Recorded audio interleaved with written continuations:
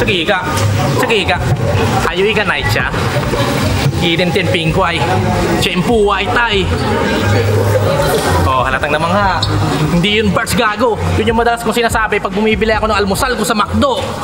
Nagbanggit pa ng white tie! Tangina, ibang klase. Speaking of white tie, pati hininga mo nangangarate. Tangina na itong si pare. Doon daw siya nag-aalmusal sa McDo, eh di ba laging almusal mo sa McDo, lugaw? Kaya paano ka lalamang? Yung almusal mo parang utak mo. Wala yang laman! At paulit-ulit na daw yung na-angle sa kanya. Drugs, career, goes right, line by choke. Yan ang kanyang ginagawa. So anong gusto mong i-angle namin? Yung mga bagay na di mo ginawa? Oo, magnanakaw to ng linya. Kung ayaw nyo maniwala, eto, ebidensya. Kasi sabi niya nung laban niya kay Badang, kung NBA lang ang liga, ikaw si Sean Marion. Kasi pangit mo tumira.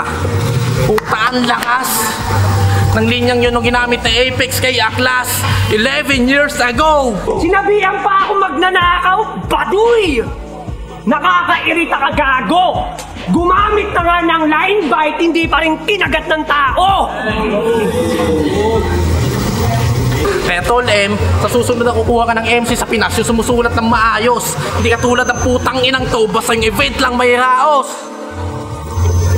Kaya pag nag-freestyle to sa laban, huwag mo bayaran. Kaya ano, yun lang? Isang buwan? Yun lang ang iyong naisip, Chong? Sasabihin mo pang hindi dapat ako bayaran, eh ang baba-baba mag-TF nun?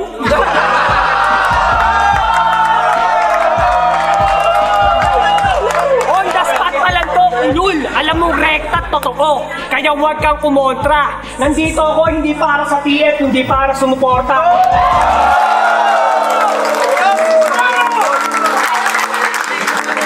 Ribat, patay na. Round 1 game!